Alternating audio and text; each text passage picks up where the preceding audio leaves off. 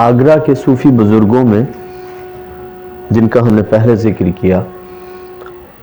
ان کی ابتدا میں پہلا نام جو آتا ہے سید نعمت اللہ چشتی صاحب کا، جو سکندر لودھی کے عہد کے چشتیہ سلسلے کے بزرگوں میں ہے، اور دوسرا نام جن کا تعلق صفوی خاندان سے تھا اور آپ شیراز کے رہنے والے تھے، سید رفیع الدین محدث صفوی اکبر آبادی شیرازی رحمۃ اللہ علیہ۔ ان کی خانقاہ آگرے کی پہلی بڑی خانقاہ ہے، اور انہی کے ہم اثر اور کنٹمپرری حضرت سید علاء الدین مجذوب شاہ ولایت آگرہ جو تھے، وہ بڑے بزرگوں میں ہوئے ہیں۔ یہ دو نام ہیں جو سکندر لودھی کے عہد سے شیر شاہ سوری کے عہد تک اور ہمایوں کے عہد تک مشہور بزرگوں میں گزرے ہیں، اور اس عہد کے بعد آگرے کا سب سے سنہرا دور، جب وہ دارالحکومت بھی تھا اور صوفیہ کا سب سے بڑا مرکز تھا ہندوستان میں دہلی کے بعد، وہ دور آتا ہے۔ اور اکبر کے دور کے بزرگوں میں جو نام سب سے زیادہ مشہور و معروف ہوا اور جن کی سے سب سے زیادہ فیض رسانی ہوئی، جیسے پروفیسر نظامی تاریخ مشائخ چشم میں لکھتے ہیں، 15ویں اور 16ویں شتابدی میں ہندوستان میں چشتیہ سلسلے کے بزرگوں میں حضرت جلال الدین تھانیسوری اور حضرت عبدالعزیز چشتی اور شیخ سلیم چشتی رحمۃ اللہ علیہ، یہ تین نام سب سے مشہور اور بڑے نام ہیں، جس میں حضرت شیخ سلیم چشتی فریدی رضی اللہ تعالی عنہ ایسی شخصیت ہیں جن کا فیض سب سے زیادہ ہوا، اور اکبر کے دربار کے زیادہ تر عمرا اور علماء اور تمام عوام بھی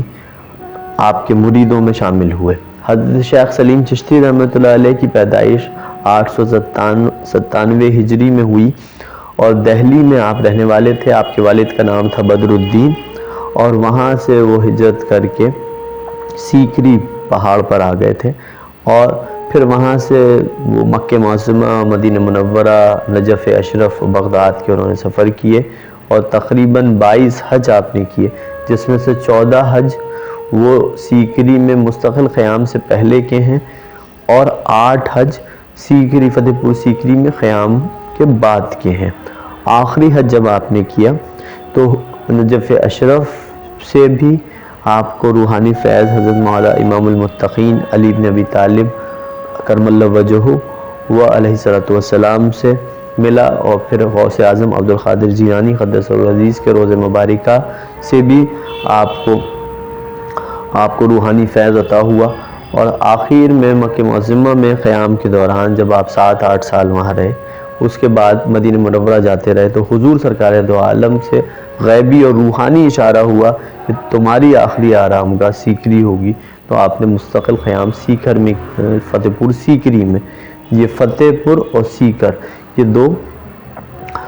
گاؤں تھے جن کو ملا کر فتح پور سیکری کہا جاتا ہے۔ تو وہ 971 میں ہجری میں مستقل سیکر میں قیام آپ نے کیا۔ اسی عہد میں شیخ مبارک اور عبداللہ انصاری اور شیخ محمد بخاری نے، جو اکبر کے خاص لوگوں میں سے تھے، دربار کے عالموں میں سے تھے، انہوں نے اکبر کو تجویز کی کہ آپ اپنے بیٹے کی پیدائش کے سلسلے میں حضرت شیخ سلیم چشتی رحمۃ اللہ علیہ سے ملاقات کریں اور ان سے درخواست کریں۔ تو حضرت جلال الدین اکبر حضرت شیخ سلیم چشتی رحمۃ اللہ علیہ کے پاس حاضر ہوئے، اور آپ نے کہا کہ میں چاہتا ہوں کہ میرے کوئی اولاد نہیں ہے۔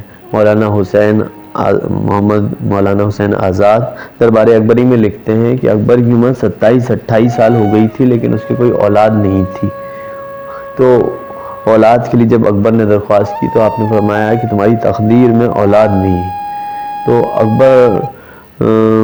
نے عرض کیا کہ مجھے نجومیوں سے اور دوسری خبروں سے یہ بات معلوم ہو چکی ہے کہ میری قسمت میں اولاد نہیں ہے، اور میں اسی لیے حاضر ہوا ہوں۔ تو جب اکبر کا اسرار بڑھتا گیا، اکبر نے کئی بار درخواست کی، تو حضرت شیخ سلیم چشتی رحمۃ اللہ علیہ نے کہا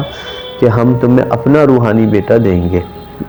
یعنی اپنی اولاد جو ہماری تقدیر میں ہے اس میں سے ایک بیٹا تمہیں دیں گے۔ تو حضرت شاہ سلیم چشتی رحمۃ اللہ علیہ کے پاس سیکر میں اکبر اپنے پورے خاندان کے ساتھ رہنے آ گئے، اور ان کی اہلیہ کے ساتھ رہیں کچھ عرصے بعد، اور پھر اکبر کی وہ دعا قبول ہوئی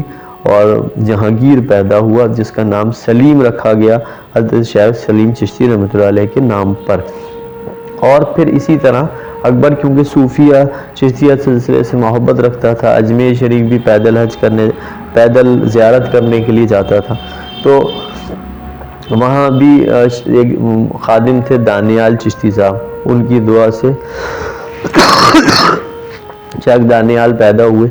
دوسرے بیٹے ہیں یہ، سلیم سے چھوٹے ہیں دانیال تو اکبر کے۔ تو شیخ سلیم چشتی رحمۃ اللہ علیہ نے پھر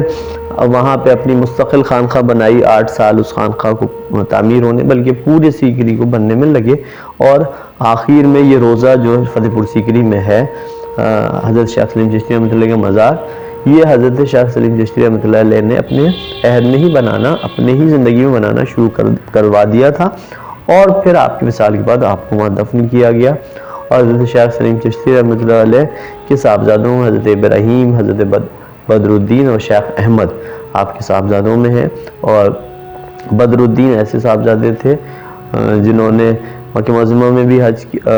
تشریف لے گئے، شیخ ابراہیم نے بھی بہت ریاضتیں کی، لیکن حضرت شیخ سلیم چشتی رحمۃ اللہ علیہ کے لیے جو معاملات تھے روحانی، وہ پھر حضرت کے بعد حضرت کے اولادوں میں سلسلے کا فروغ اس تیزی سے نہیں ہو سکا جس تیزی سے اکبر کے عہد میں ہوا۔ تو اکبر کے عہد میں آگرے کے دور کا اگر مطالعہ کیا جائے اور اس کا انالیسس کیا جائے تو سب سے بڑی شخصیت چشتیہ سلسلے میں پروفیسر نظامی تاریخ مشائخ چشت میں لکھتے ہیں کہ 15ویں اور 16ویں شتابدی میں چشتیہ سلسلے کے ہندوستان میں جو بزرگ ہوئے اس میں جلال الدین تھانچوی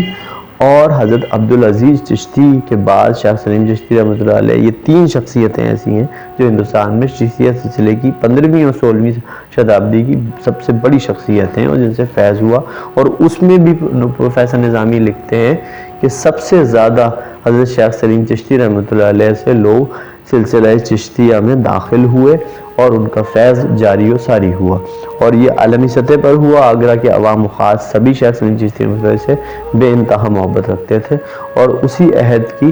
ایک شخصیت غوث گوالیاری رحمۃ اللہ علیہ جن کا انتقال بھی آگرہ میں ہوا، اور پھر ان کا روزہ، ان کا مزار گوالیار میں بنا۔ اور غوث گوالیاری رحمۃ اللہ علیہ شتاریہ، چشتیہ، سہروردیہ، قادریہ سلسلے کی عظیم بزرگوں میں نقشبندیہ، سہروردیہ، قادریہ سلسلے کا مجموعہ ہے شتاریہ سلسلہ، اس کے بزرگ ہیں۔ اسکار الابرار میں غوثی صاحب رحمۃ اللہ علیہ جو شتاریہ سلسلے کے بزرگ ہیں، انہوں نے جہانگیر کے عہد میں ایک کتاب لکھی جس کا نام گلزار الابرار ہے، اسکار الابرار ہے، اور اسکار الابرار میں انہوں نے آگرہ کے بزرگوں کو تقریباً 42-43 بزرگوں کا ذکر لکھا آگرہ کے، اور وہ آگرہ اس وقت صوفیہ کا سب سے بڑا مرکز کے طور پہ جانا جاتا تھا۔ اور ہمایوں نے بھی اپنے تذوق میں حضرت غوث گوالیاری صاحب رحمۃ اللہ علیہ کے بڑے بھائی کا ذکر بڑے عقیدت اور احترام سے لکھا ہے۔ تو ان کے جو صاحبزادے تھے غوث گوالیاری صاحب رحمۃ اللہ علیہ نے بھی آگرہ میں بڑا عرصہ گزارا، اور ان کا روحانی فیض آگرہ میں بہت رہا، اور ان کے صاحبزادے ضیاء الدین رحمۃ اللہ علیہ جنہیں بعد میں وجی الدین احمد آبادی سے بھی خلافت حاصل ہوئی اور احمد آباد بھی کافی عرصے ان کا رہنا ہوا، ان کی بھی آگرہ میں خانقاہ تھی، اور وہ اب اپنے والد بزرگوار غوث گوالیاری صاحب رحمۃ اللہ علیہ کے احاطے میں ہی آرام کر رہے ہیں ضیاء الدین صاحب، اور ان کی خانقاہ بھی آگرہ شہر میں ایک مشہور خانقاہ کہلاتی تھی۔ اور اکبر کے عہد کے تیسرے بزرگوں میں جن کا نام زیادہ آتا ہے وہ حضرت شاہ میر سامانی جو معین الدین حسن شیرازی کے صاحبزادے تھے، اور یہ رفیع الدین محدث کے بھتیجے تھے، اور ان کا مزار بھی بیلن گنج میں رفیع الدین محدث کے مزار کے پہلو میں موجود ہے، یہ بھی بڑے بزرگوں میں ہوئے۔ مولانا غربتی حصاری، یہ فارسی کے صوفی شاعروں میں بھی ان کا نام آتا ہے، اور اس طرح سے تمیم انصاری ہیں، یہ بھی اکبر کے عہد کے بڑے بزرگوں میں ہیں۔ شاہ مشتاق چشتی ہیں، وہ بھی اکبر کے عہد کے بڑے بزرگوں میں ہیں۔ غرض کہ اکبر کے عہد سے اور شاہجہاں کے عہد تک اتنے کثرت سے بزرگ ہوئے، جن میں چند کے نام بوستان اخیار میں سید احمد مہروی نے لکھے، اور انہوں نے کل 256 بزرگوں کے نام لکھے، جس میں فقہا، محدثین، صوفیہ، علماء سبھی شامل ہیں، اور بعد کے عہد کے بھی لوگ ہیں، لیکن ان میں اکثریت جو ہے وہ اسی عہد کی ہے۔ رفیع الدین محدث اکبر آبادی یعنی سکندر لودھی کے عہد سے لے کر اور شاہجہاں کے عہد تک کے بزرگوں ہیں۔ تو اکبر کے عہد کے جن بزرگوں کا ہم نے ذکر کیا، یہ آگرہ کے سنہرے دور کے سب سے مشہور اور بڑے بزرگ ہیں۔ اس کے علاوہ بہت سارے بزرگ ہیں جو آگرہ میں، جن کی یا تو وہ مجاذیب تھے اور خانقاہیں قائم تھی،